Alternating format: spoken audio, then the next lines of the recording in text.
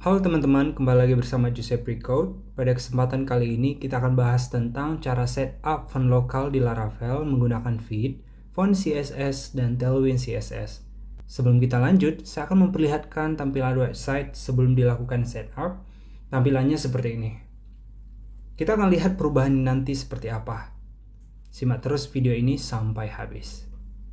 Adapun poin-poin yang akan kita bahas adalah yang pertama, persiapan dan pemilihan font. Di sini kita akan melakukan unduh font ya dari Google Fonts dan kita akan menentukan format yang akan kita gunakan pada website kita. Selanjutnya penempatan font di Laravel. Sebenarnya di mana sih lokasi aset font kita disimpan di Laravel? Apakah di public atau di resources? Seperti itu.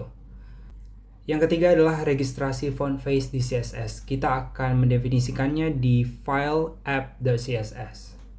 Yang keempat adalah integrasi ke Tailwind CSS. Ini dilakukan di tailwindconfig.js. Oke, langsung saja kita akan masuk ke poin yang pertama, yaitu persiapan dan pemilihan font. Di sini kita akan melakukan unduh font dari Google Fonts. Nah, kesempatan kali ini kita akan menggunakan salah satu font yang namanya Montserrat. Langsung saja kita cari Google Fonts.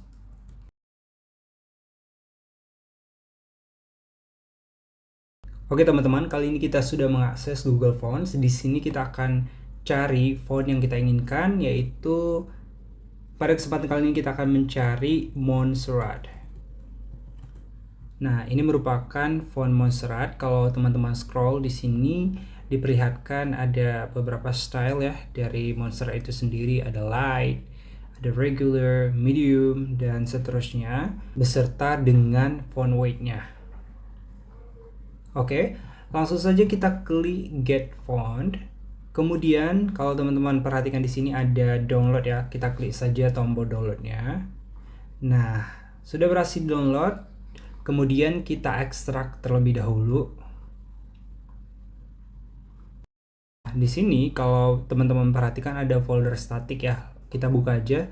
Nah, kalau teman-teman perhatikan, ini merupakan list dari font Montserrat itu sendiri, berbagai style ya, dan juga berbagai font weight. Nah, sebenarnya teman-teman, kita bisa menggunakan yang namanya embed code, seperti itu, yang kita taruh di head HTML kita. Cuman pada kesempatan kali ini kita tidak menggunakannya, supaya kita punya kontrol penuh atas font ini. Kemudian juga kita tidak perlu bergantung pada server pihak ketiga, itu Google Fonts itu sendiri. Oke, langsung saja kita akan pilih font mana, font style yang mana yang kira-kira mau kita gunakan ya. Jadi kita bisa pilih semuanya, cuman pada tutorial kali ini saya akan pilih dua aja. Saya akan pilih yang regular dan juga bold. Ini akan saya pisahkan terlebih dahulu. Saya buat folder baru yang namanya font yang akan digunakan. Saya copy ke dalam sini. Seperti itu ya. Kalau teman-teman perhatikan, format font kita saat ini adalah TrueType font file. Kita akan masuk ke part berikutnya. Selanjutnya lah kita akan ubah format TrueType font tadi menjadi format yang lebih modern yang disebut dengan WOFF2 atau sering disebut dengan WOLF2. Kenapa kita menggunakan format ini? Karena jauh lebih ringan dan mempercepat loading website.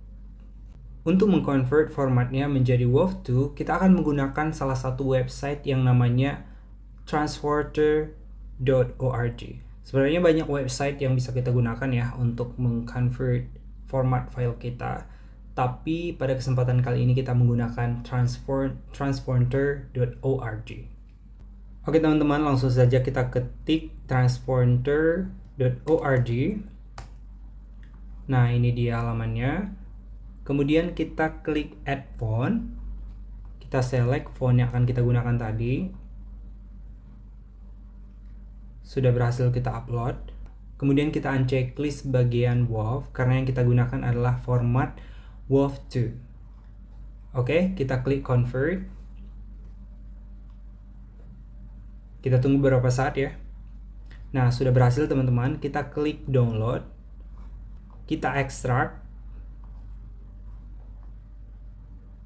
Nah, kalau teman-teman perhatikan di sini sudah ada dua font yang kita select tadi ya, dua style dengan format font WOV2. Oke, selanjutnya kita akan membahas tentang penempatan font di Laravel. Font yang sudah kita pilih tadi akan kita taruh pada directory resources/fonts. Kenapa? Alasannya adalah karena Feed secara otomatis memproses directory resources. Jadi menempatkan fonts di directory resources adalah pilihan yang tepat ya. Kemudian, font akan otomatis di hash saat production build atau cache busting. Hash itu maksudnya memberikan kode unik pada nama file kita gitu saat production npm run build seperti itu ya teman-teman. Kemudian, jika disimpan di public, file tidak otomatis di hash dan tidak ikut pipeline feed. Karena kita sering menyimpan font file kita itu di public, yang seharusnya direkomendasikan itu adalah di resources/fonts seperti itu. Oke teman-teman, langsung saja kita akan pertama-tama create dulu direktorinya. Kita akan masuk ke project Laravel kita. Pada resources kita klik kanan, new folder. Kita akan buat nama direktorinya adalah fonts. Kemudian kita akan copy fonts kita tadi ke dalam directory fonts ini. Oke, langsung saja kita select. Kita copy ya teman-teman. Kemudian kita paste di directory fonts. Nah, sudah berhasil ya teman-teman. Oke, setelah font berhasil ditempatkan di resources fonts, step berikutnya adalah registrasi font face di CSS. Sebelum kita coba registrasi, kita perhatikan dulu struktur font face di app.css berikut ini. Teman-teman boleh perhatikan yang bertanda panah ini ya. Ini add font face, ini disebut dengan CSS add rule. Ini digunakan untuk mendefinisikan custom fonts yang akan digunakan pada website kita di browser. Kemudian di dalam blok ini, di dalam blok curly braces ini semua disebut dengan font descriptors. Selanjutnya kita akan bahas tentang font descriptors apa sih yang dibutuhkan. Yang pertama itu font family. Ini bersifat required atau diwajibkan. Ini digunakan untuk mendefinisikan nama font family. Font family ini juga yang akan digunakan untuk mendaftarkan font kita ke browser. Yang kedua ada src. Ini juga required. Ini digunakan untuk menentukan path dan format font kita. Baik, yang selanjutnya adalah font style. Ini bersifat optional. Ini untuk menentukan style pada font. Kita bisa menentukannya normal atau italic seperti itu ya. Selanjutnya ada font weight. Ini juga bersifat optional. Digunakan untuk menentukan tingkat ketebalan font. Dan descriptors lainnya yang bisa teman-teman cek di dokumentasi CSS. Oke baik, langsung saja kita praktekkan ya teman-teman cara untuk mendefinisikan atau meregister font face di file CSS kita. Oke, langsung saja kita definisikan add font face, kemudian blok curly braces, kemudian descriptor pertama adalah font family. Nah, nama font family-nya adalah Montserrat. Kemudian titik koma. Selanjutnya adalah src. Kita akan menggunakan fungsi URL titik 2 kali /fonts, kemudian kita copy nama fontnya tadi ya. Kita copy, kita paste. Kemudian formatnya tadi adalah WOV2. Titik koma. Kemudian selanjutnya adalah font style. Di sini cukup kita buat normal ya. Kemudian font weight. Karena di sini adalah bold, maka weight-nya itu adalah 700. Ini sesuai dengan referensi yang ada di Google Fonts. Kalau kita perhatikan ya, di sini bold weight-nya adalah 700. Jadi di sini kita definisikan 700 seperti ya teman-teman.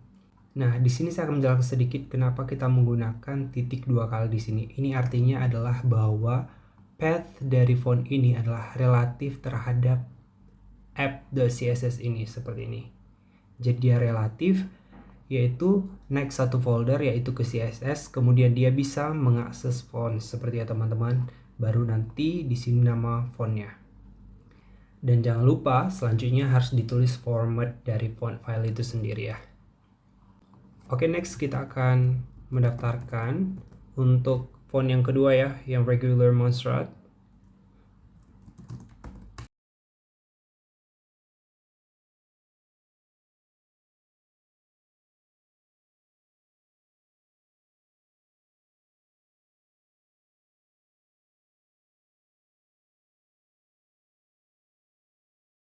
Jadi font face untuk kedua font tadi sudah selesai kita daftarkan ya teman-teman. Step selanjutnya adalah mendaftarkan font di tailwind.config.js agar font bisa digunakan sebagai utility kelas Tailwind. Oke teman-teman, kita akan mendaftarkan font kita tadi di block extend di property font family. Kalau kita perhatikan di sini belum ada ya Montserrat. Jadi propertinya itu adalah Montserrat. Teman-teman, nama properti yang kita tulis ini Montserrat ini akan digunakan sebagai nama kelas di Tailwind. Langsung saja value-nya adalah array ya. Argumen pertama itu adalah nama font family tadi. Kita cek lagi. Nah, ini dia nama font family-nya. Ya. Kita masukkan ke sini. Tanda petik dulu. Kemudian Montserrat.